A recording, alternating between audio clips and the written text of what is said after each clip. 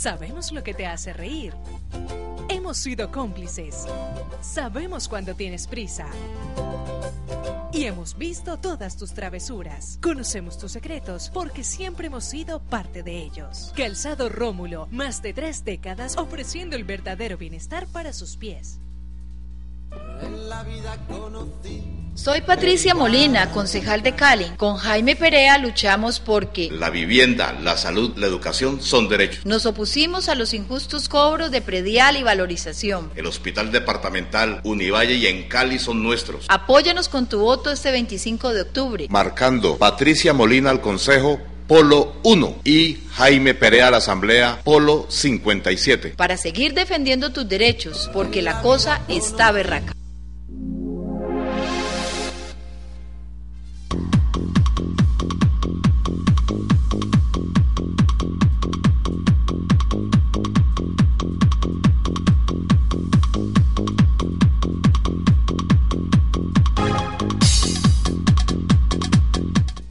Transportes Especiales ACAR. Confianza en la vía, con sentido social.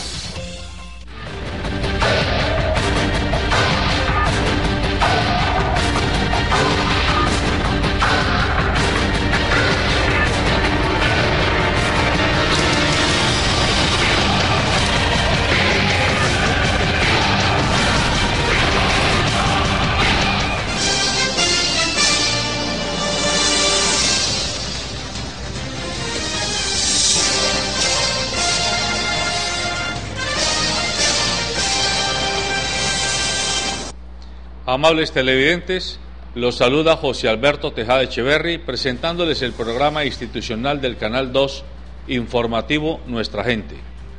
Hoy estoy acompañado en el estudio por los señores Duvalier Sánchez y David Andrade, ambos panelistas frecuentes de nuestro programa, y Duvalier haciendo ahora política porque es candidato a la Asamblea Departamental, y David Andrade dedicado a la academia y al trabajo en la función pública. A los dos los saludo y les agradezco por estar en el programa.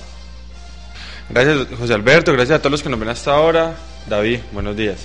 Buenos días, Duvalier, buenos días, José Alberto, y nuevamente es un placer estar aquí con todos ustedes, como José Alberto lo dice bien, intentando despertar ese apetito por la información y crearse una opinión informada. Muy bien. Vamos a conversar con nuestros dos panelistas invitados sobre los hechos que ayer marcaron de alguna forma la historia reciente del país. Juan Manuel Santos, presidente de Colombia, y el señor Rodrigo Londoño Echeverri Timochenko, comandante máximo de las FARC, anunciaron en compañía de Raúl Castro, presidente de Cuba, el acuerdo al que ha llegado en la mesa de negociación tanto el gobierno como las FARC sobre quizás el punto más espinoso, más conflictivo, y que a la postre tomó 1 año y medio en su discusión y en su desarrollo para finalmente encontrar unos acuerdos que se constituyen en la médula, en la columna vertebral de lo que se presume va a ser el proceso de paz o de posconflicto que arrancará a partir del próximo 23 de marzo del 2016. ¿Por qué 23 de marzo del 2016? Porque ayer, y ese es un hecho muy importante que hay que resaltar, dijeron las partes que el proceso de negociación tiene punto final en esa fecha.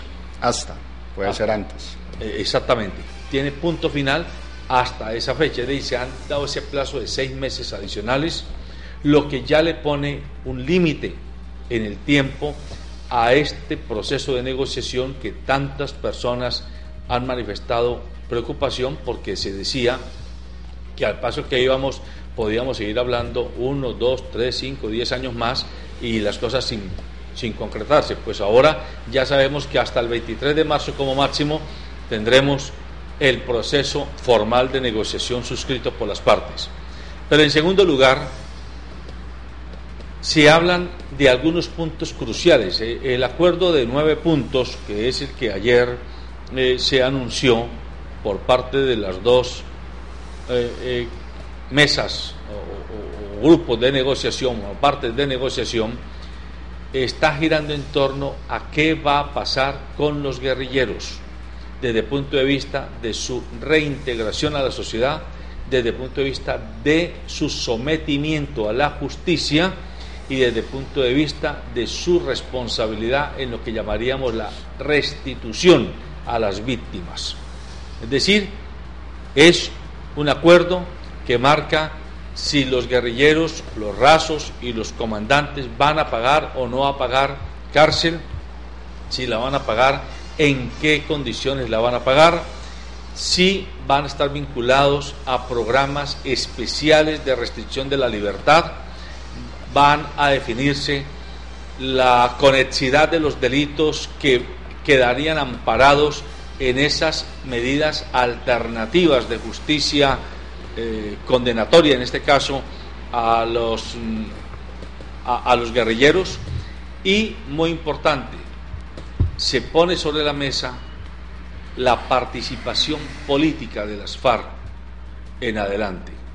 Estos son los temas que yo les quiero pedir a ustedes que de manera conversada, ninguno de ustedes dos es especialista en antropología del derecho, en sociología del derecho, en justicia transicional, pero usted es politólogo, usted es economista, de alguna manera están jugándose en el diario vivir en temas que están entre la gestión pública y la gestión social y la gestión privada. Qué mejor que sean los ciudadanos comunes y corrientes y no meramente los especialistas los que tratemos de amplificar con nuestra voz la propia opinión que mucha gente tiene o las muchas preguntas que muchas personas hoy pueden tener sobre lo que se anunció ayer. Entonces le doy la palabra a usted, don Duvalier, para que comience, por favor. Bueno, lo primero es que lo de ayer es una foto para la historia y creo que nunca se me va a olvidar, o los que estamos aquí en esta mesa, ver estrechar estas manos de Timochenko, el máximo jefe de la guerrilla de las FARC, y del presidente Santos, pues definitivamente a mí me da esperanza sobre el futuro que podemos construir. Sin lugar a dudas quedan muchas dudas, pero lo avanzado también es gigante, en términos de que llevan todos estos años allí sentados, los que se demoraron tratando de hacer el acuerdo, y hasta el momento en el cual se encuentran los máximos jefes, que afortunadamente no ocurrió como en el Caguán, que una de las partes no fue. Recordemos cuando Tiro Fijo no asiste al Caguán y deja la silla vacía.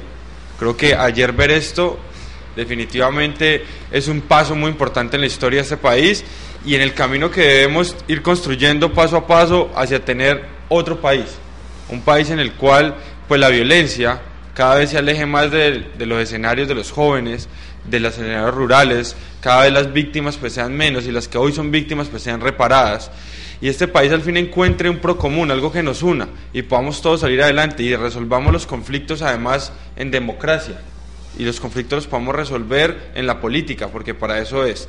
Espero con mucho optimismo, además que en estas elecciones locales se contribuya a eso, a que elijamos otra forma de hacer política, a que elijamos unos políticos de futuro, a que elijamos personas que se estén pensando el país y este país del posconflicto, porque quienes hicieron la guerra, pues esperamos que nos entreguen la paz, pero también que nos entreguen el país para poder hacer con él otra sociedad.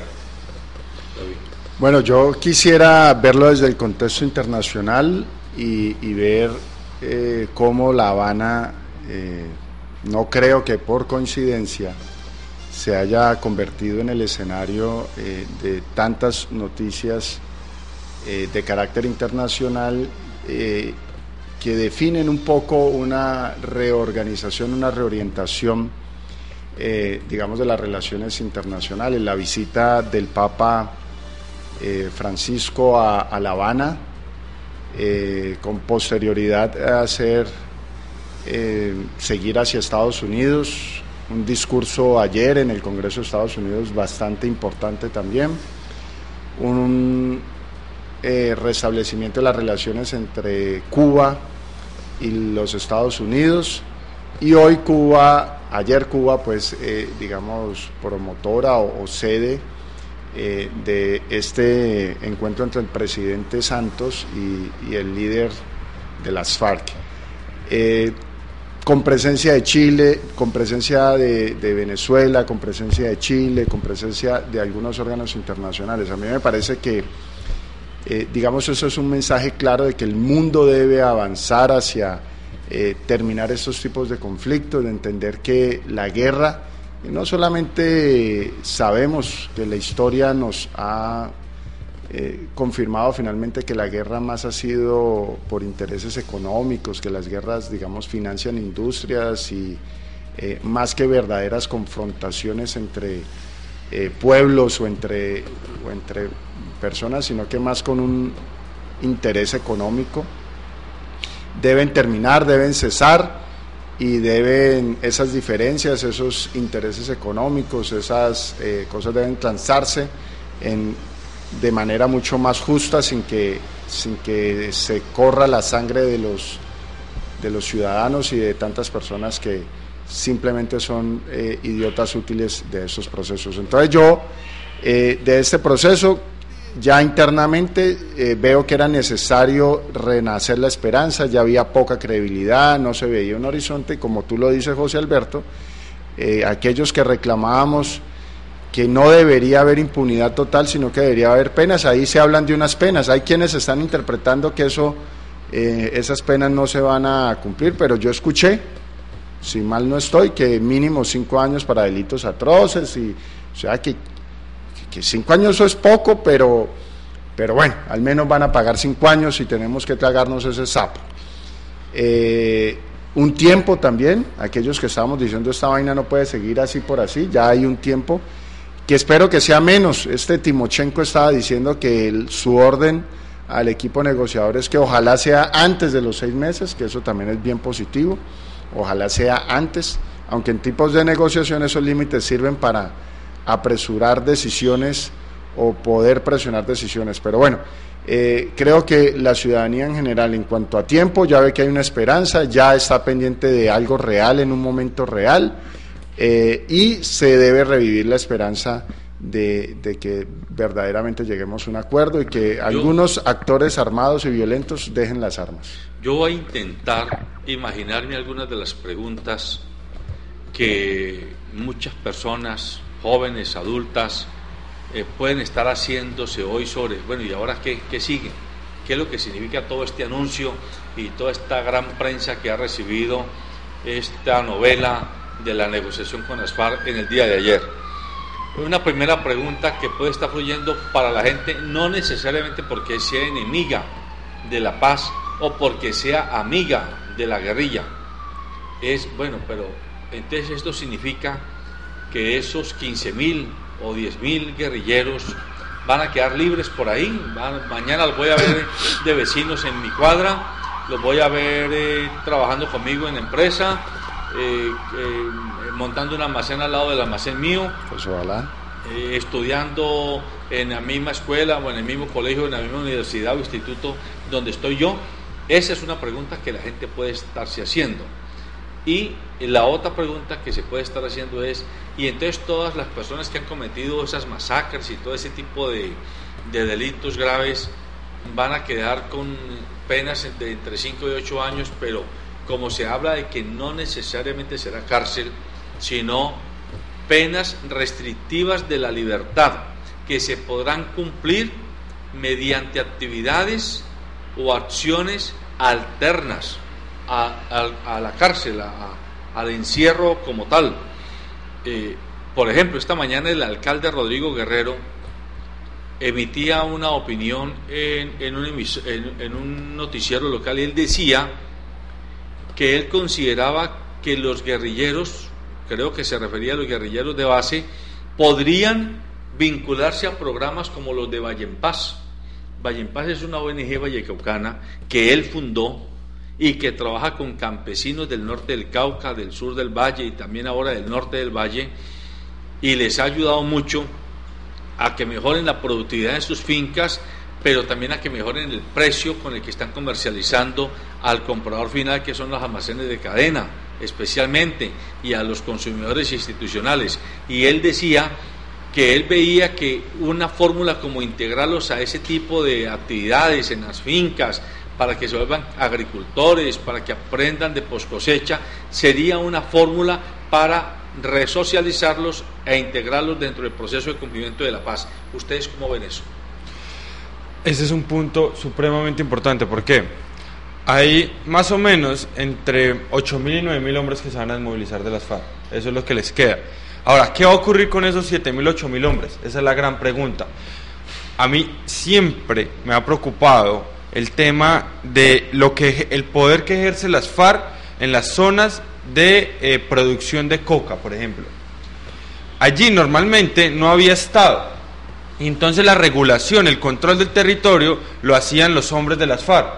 Entonces ellos eran los que controlaban a los narcotraficantes, el despegue de avionetas, una cosa que se le llamaban gramaje, y entonces ellos decían cuánto se podía salir de esos territorios. Ahora, que se firme el acuerdo de paz y que haya la desmovilización de estos hombres, ¿quién va a controlar esos territorios? Es decir, el Estado está preparado para llegar allí con la fuerza, militares, con las instituciones, a controlar, primero a garantizar los derechos de las personas, segundo a garantizar que la estabilidad y la seguridad en la zona se mantenga. Para mí eso es o puede que el Estado no esté en capacidad de responder a ello y lo que se lo tomen sean más bandas criminales. Eso es lo primero. Lo segundo, dejo ese interrogante, lo segundo es, estos 8.000 hombres, seguramente muchos de ellos que se acogieron, porque las FARC lo acaba de decir y es un paso importantísimo y no lo podemos obviar, y es, van a ser parte de la justicia transicional, se van a someter a un tribunal de justicia, a unas salas de justicia y a un tribunal de paz, y que lo hayan aceptado es muy importante, porque si bien no van a ser castigos como en la justicia ordinaria, sí es muy importante que haya una sanción, así sea simbólica, pero es muy importante que haya una sanción. En ese sentido, después de que ocurra esto, estos 8.000 hombres son un brazo armado, un capital, un recurso humano con experiencia en la guerra. Fácilmente, si no encuentran oportunidades o se puedan reinsertar a la sociedad civil, con prácticas laborales, educativas o productivas, pues van a aparecer desde el mundo criminal, desde el mundo ilegal, una puerta en el cual si aquí en el mundo legal no encuentran la oportunidad, allá seguramente se la van a ofrecer, porque son personas, hombres y mujeres que están listos para la guerra, y el mundo criminal seguramente los va a querer contratar, porque como en el mundo laboral, quien tiene experiencia pues seguramente tiene más opciones allí en esta parte. Entonces me preocupan mucho esos dos temas. Creo que para avanzar en esto el gobierno los tendrá que resolver, o al menos con los gremios y con nosotros la sociedad civil. Esos modelos como Valle en Paz, digamos, han demostrado que son eficientes, que funcionan, pero necesitan tener los recursos y más que unos recursos destinados a esos proyectos, se necesita que la empresa, en este caso de Valle en Paz, los almacenes de cadena o quienes se proveen de esos bienes, pues acepten y reciban eso y paguen los precios justos. Entonces, creo que modelos como estos son los que efectivamente hay que implementar, pero hay que garantizar de que existan los recursos suficientes y que haya una aceptación, una integración por parte de la sociedad. Creo que no solamente debe hacerse con este tema de la guerrilla. No se hizo y fue muy difícil con el paramilitarismo. Un paramilitar que estaba en proceso de reintegración era muy difícil que le dieran trabajo. Un paramilitar en proceso de reintegración era muy difícil que se convirtiera en proveedor de una empresa. Así como es muy difícil que un joven consiga trabajo, sin necesidad de ser paramilitar y sin necesidad de ser guerrillero.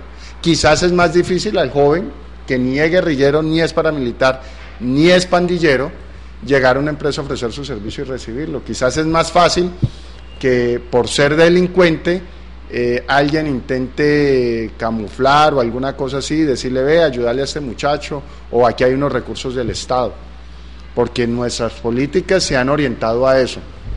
Muéstrese pobre, muéstrese miserable, muéstrese enfermo, muéstrese que está al margen de la ley para que el Estado le pare bolas. Pero si usted es una persona calmada, juiciosa, estudiosa, humilde, a usted nadie le para bolas. Entonces yo creo que la reflexión no solamente es para que quienes ostentan el poder, ostentan el capital, ostentan los medios de producción, tanto privados como públicos, de verdad abran de manera sincera, no solamente a los guerrilleros, a los paramilitares, a los pandilleros, sino abran e inviertan en generar oportunidades al común de la sociedad. Sí, ahorita estamos en el tema de que los empresarios son los que tienen que venir a salvar la administración pública. Vengan ustedes, empresarios, a administrar lo público. Si las empresas y los empresarios tuvieran el sentido social, tuvieran la visión pública de las cosas, no necesitaríamos Estado, no necesitaríamos gobiernos, porque los gobiernos justamente son los que deben llegar a regular las deficiencias del mercado, las fallas de que un privado, por no actuar con conciencia social, por no actuar con una idea de sustentabilidad, por no entender y comprender que su empresa y sus ganancias y sus utilidades dependen del bienestar de la comunidad que le rodea. Si estos empresarios, estas empresas fueran justas, no tendríamos todos los problemas sociales que tendríamos, no necesitaríamos de gobierno ni de Estado, porque no necesitamos sacar de los excedentes que obtienen unos, claro, usando herramientas para poder sacar provecho y sacar mayores utilidades para repartirle a los otros, sino que si tenemos un accionar como empresario, como comerciante justo, y le damos oportunidades a la gente para que gane, para que reciba bienes y servicios a precios adecuados, para que pueda trabajar la gente en las empresas, muy seguramente ahí sí tendríamos que decir, ¿para qué gobierno, para qué políticos, para qué Estado? Estamos en una sociedad que funciona. Entonces yo quiero hacer la reflexión que eso no se puede volver ahora en una empresa de grandes recursos para ver cómo sacio necesidades de unos grupos específicos que son los exguerrilleros, y seguimos pasando a la fila de atrás al ciudadano del común, al que no es violento, al que no es zampón, al que no es al que no hace a un lado su dignidad para mostrarse enfermo, pobre y miserable. Pero usted tiene razón en su preocupación. Sin embargo, yo considero que el problema no es que el gobierno ponga en la fila de atrás al que se comporta bien y no genera problemas. No, porque es que el gobierno no es un señor o una señora que tiene nombre propio y cara particular. El gobierno es el resultado de un equipo de funcionariado burocrático y de políticos actores que han sido elegidos o dejados elegir por esa cantidad de personas que se comportan bien, que son juiciosas, que no son delincuentes, pero que son terriblemente indiferentes frente al futuro colectivo de la ciudad, de la región y del país. Entonces, con ese discurso, entendiendo su preocupación, David, estamos como creando una especie de maniqueísmo. Es que el gobierno es malo porque no cuida a una gente, y la gente buena es descuidada por un gobierno que es malo. Yo insisto que no podemos seguir haciendo ese tipo de análisis porque nos quita la responsabilidad. Es que usted, señora, usted, señor, que está escuchando y viendo este programa en televisión o en internet, usted es parte del problema, usted es parte de la solución. Usted no puede quedarse mirando, no, es que Juan Manuel Santos es muy mal presidente, vea, le entregó el país al castrochavismo, como dice alguien por ahí. No, usted con su acción o con su omisión ha permitido que los políticos que hoy están mandando sean los que están mandando. Es así de sencillo. José Alberto, explico mejor, y coincidimos exactamente. Lo que uno quisiera es que este proceso de paz no sea una negociación donde 17.000 o 20.000 o 30.000 y 8 de la cúpula negocian y tienen unos privilegios, y la sociedad dice, bueno, señores, vengan, acaben la guerra y aquí le vamos a dar unos privilegios. No, que este proceso de paz definitivamente sea unos cambios estructurales, no solo para que se beneficien esos que hoy se denominan o se van a denominar a entregar como guerrilleros, sino que verdaderamente sea una transformación social donde ellos y todos los demás podamos vivir en un mejor estado social. Yo sí creo lo que dice el doctor Tejada, y es, hay que decir las cosas como son. Cuando emprendimos esta campaña, doctor Tejada, pues no estábamos pensando en el equipo en participar de las elecciones, porque la democracia es supremamente cerrada por cuestiones, uno, de financiación, conseguir financiación para salir a la democracia es muy duro. Yo creo que David, que ha sido candidato, sabe que hacer campaña con recursos legales, honestos, transparentes, es una cosa pavorosa. Los empresarios no le apuestan sino a proyectos ganadores, y esos son los que tienen la maquinaria. Entonces, ¿a qué horas cambiamos esto? 2, los partidos, pues en últimas te dan un aval, estás con un congresista, con un concejal, con alguien que ya ha ganado, entonces cierran los avales. En ese sentido nosotros dijimos, miren, desde que estábamos en la universidad emprendimos acciones para transformar esto. Promovimos la cultura bici y hoy está en la agenda pública. Hoy no hay un solo debate en el que se hable de movilidad y la bicicleta no esté allí presente como una solución. Metimos ese debate sin tener poder político y eso es poderoso. 2, podemos poner en la agenda pública hoy temas como el del agua, el de los ríos. Aquí, antes de que se viniera el cambio climático, estamos hablando de ello, porque es nuestro futuro y es de ese futuro el que queremos hablar. Pero al final podemos hacer muchas acciones. Quienes están decidiendo son los políticos y quienes están decidiendo en las elecciones son los ciudadanos.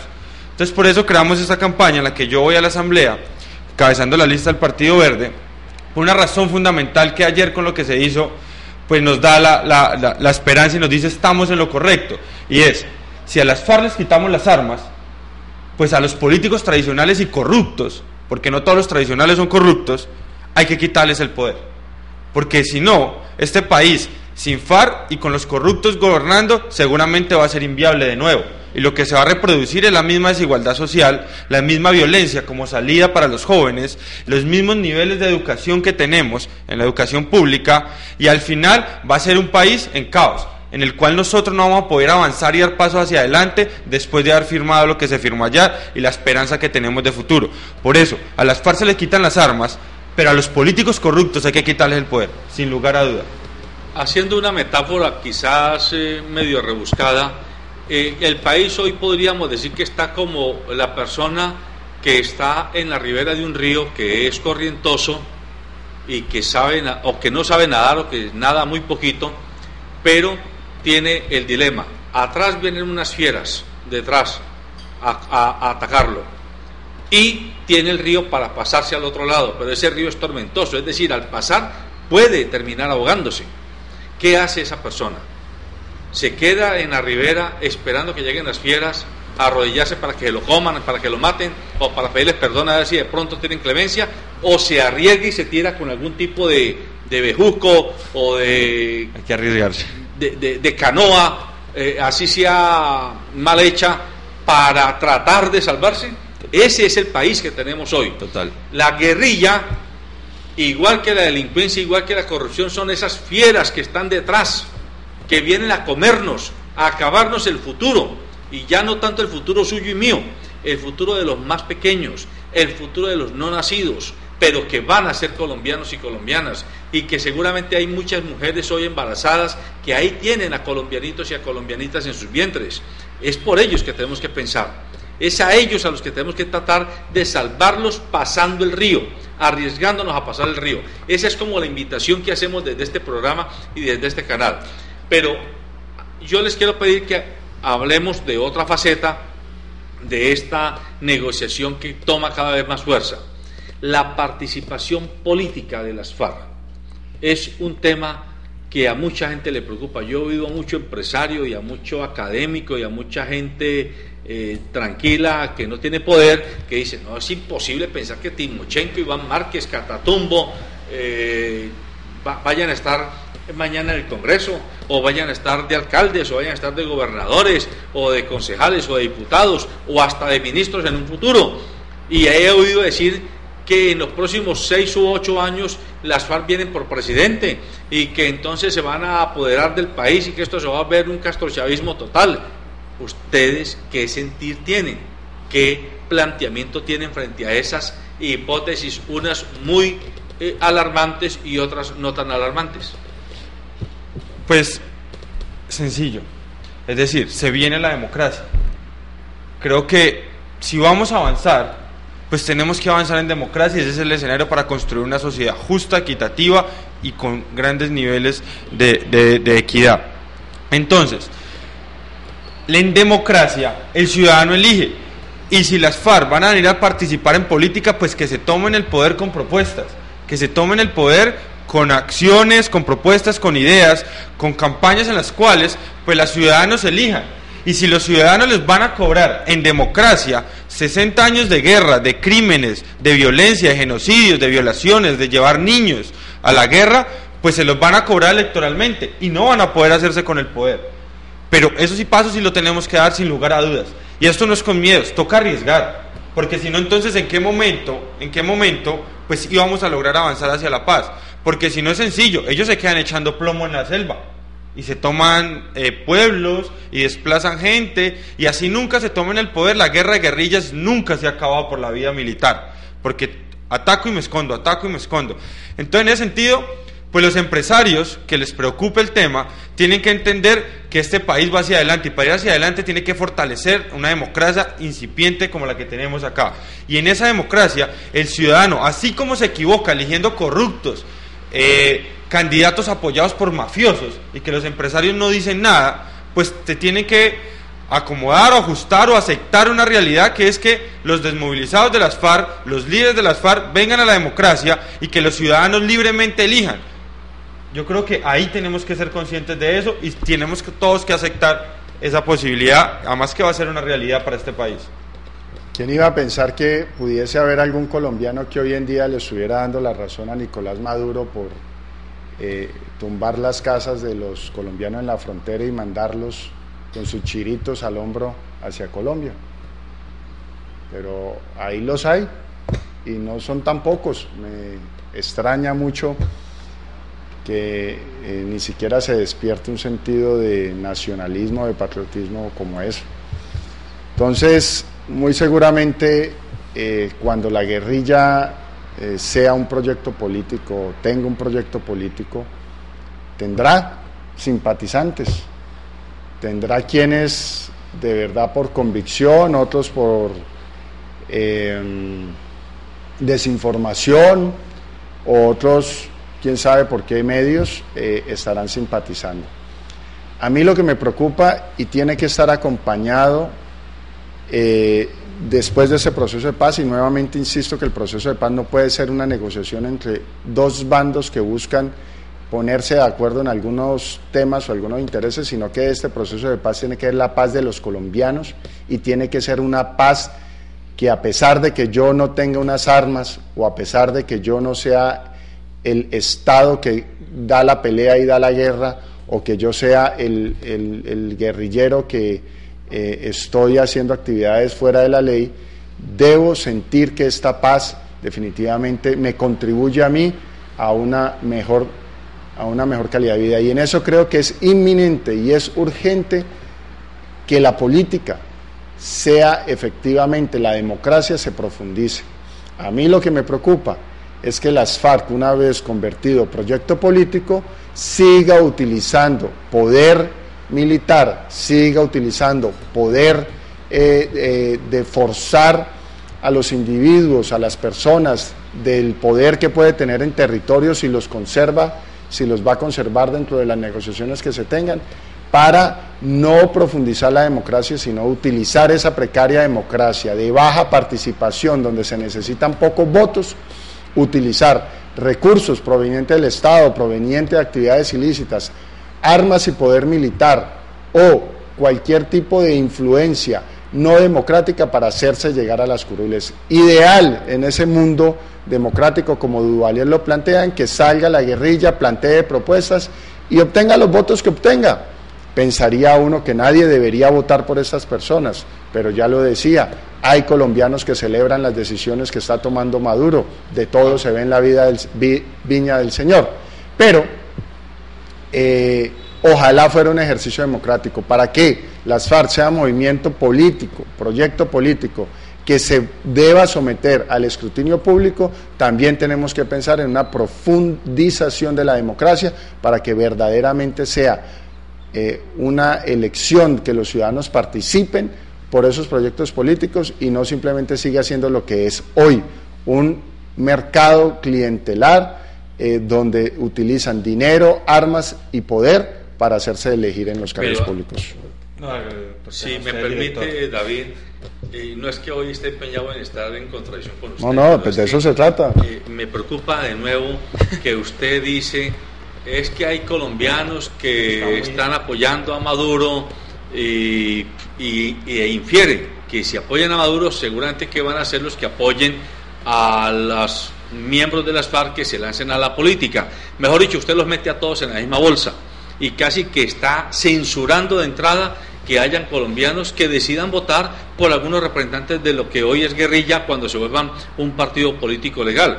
Eso me parece que es antidemocrático como posición filosófica. Se lo digo con todo cariño, pero creo que en un hombre del talante liberal que le conozco a usted, me parece que es muy fuerte que lo diga de esa manera. Pero por el otro lado, creo también que ya es hora de que dejemos de ese macartismo de que los guerrilleros son los únicos malos y perversos, entre comillas, que tendríamos que tratar de mantener al margen o minimizarles su participación porque afectan a los restos de colombianos. Yo lo he dicho de mil maneras en este programa, no hay más criminal que ese político o esa política y todos esos aláteres de la política que se han robado la salud, se han robado la educación de este país porque ellos matan sin que la sangre brote. El problema es que los seres humanos tenemos morbo emocional y solo nos afecta cuando vemos la mano destruida, el ojo afuera, la sangre brotando y en ebullición. Pero si vemos el niño famélico que no puede ni mirar, si vemos la ancianita famélica que no puede ni caminar ni hacer la fila, nos importa muy poquito porque allí no brota sangre. Pero si viéramos a esa misma abuelita o a ese mismo niño, ya no famélicos, sino víctimas de una bomba, seguro que diríamos qué tan malos los que lo mataron.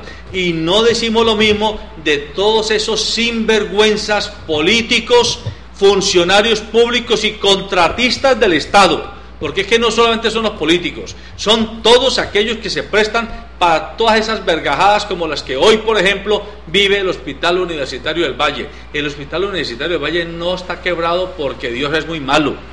El Hospital Universitario del Valle está quebrado porque se lo han robado 100 veces y no solamente 2 o 3 políticos. Tampoco digamos que son 2 o 3 políticos. Se lo han robado un poco de contratistas del Estado, empresas y personas naturales, y se lo han robado trabajadores indolentes, y se lo han robado funcionarios públicos que no han permitido que las cosas se aceleren. Entonces hay que entrar a mirar las cosas así, de frente, y sintiéndonos parte y corresponsables de esta crisis.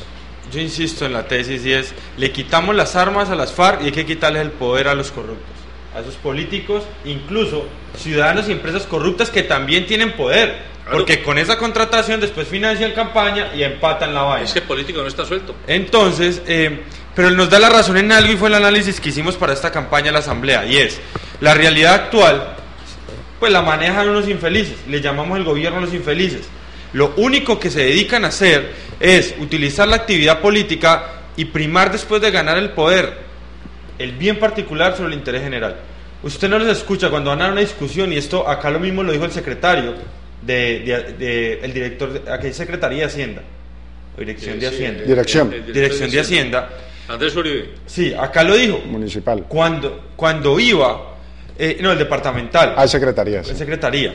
Cuando iba donde los diputados a presentar un proyecto que les sirve al departamento, los diputados, ninguno, es decir, ahí no hay nada, para mí no me interesa, básicamente es.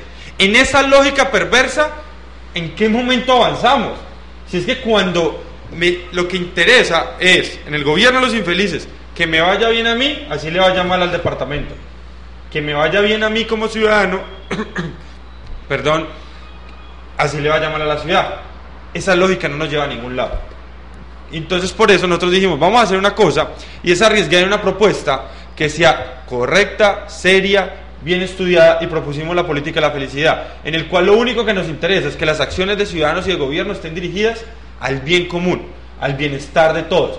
Pero eso no solo lo hacen los gobiernos, eso también lo hace un cambio en el comportamiento de los ciudadanos, porque así siempre nos estamos volviendo ciudadanos más perezosos. Ayer lo hablaba con con una profesora que es consultora del Ministerio de Educación, nos decía, es que al final a nadie le gusta hacer, descarga la responsabilidad en alguien, claro. Siempre hay una descarga de la responsabilidad, el ciudadano sobre el político sobre el empresario, y así sucesivamente, en una cadena que al final nosotros decimos, no, pues al final eso es problema de otro, eso está jodido por tal y tal persona, y nunca estamos haciendo como un vuelo de águila en el cual podemos diagnosticar que nosotros somos parte o de la solución con el ejemplo o del problema con la indiferencia. Este país tiene que transformarse quitando la política a los corruptos. Puede ser política tradicional, no necesariamente es política corrupta. Pero nosotros sí venimos a la Asamblea a tratar de transformar eso. ¿A cómo? Con los ciudadanos. Devolverle la política a los ciudadanos creo que es fundamental, porque al final hay una cosa que es lo que más le duele a la gente, y no es la política, y no es las elecciones. Es que sienten que cada que votan no sirve para nada, que la política no les sirve a ellos para nada, que la movilidad va peor, que no hay trabajo, que no hay educación. Seguramente los ciudadanos podrían elegir una encuesta, yo preferiría que no existiera consejo ni asamblea, porque no siente que haya un control político ahí serio. Yo debo aclarar, tengo que revisar porque me toca aclarar muchas cosas. Sí, Cuando yo he dicho, yo no estoy negando porque participen y celebro que participen en un proyecto político. Lo que digo es que a esas personas que José Alberto planteaba de cómo vamos a poderlos ver, digamos, hay que decirles que sí, que en un ambiente democrático debería, desde mi opinión, esa sí es mi opinión, que la mayoría deberíamos censurar eso, pero hay quienes lo censuran. Yo no estoy censurando a aquellos que simpatizarían por propuestas como eso, todo lo contrario, estoy alentando que ojalá nos midamos democráticamente y ojalá nuestra democracia madurara tanto que aquellos que van al Congreso a defender los intereses del sistema financiero lo digan. Yo soy un congresista que vengo a defender los intereses del sistema financiero, patrocinado por el sistema financiero, para que los ciudadanos que se sienten bien atendidos por el Grupo Aval y por todo el sistema financiero diga, ve qué tan bueno, yo que soy bien atendido por el sistema financiero voy a apoyar a los congresistas que van a defender los intereses del sistema financiero. Así como aquellos que representan los constructores de vías, aquellos que representan los empresarios de contratistas que hacen grandes obras de infraestructura como Conalvías, y ahora entró en ley de quiebra, digan, yo soy un congresista que viene a trabajar por el desarrollo de la infraestructura en Colombia, porque el desarrollo de la infraestructura de Colombia favorece a las empresas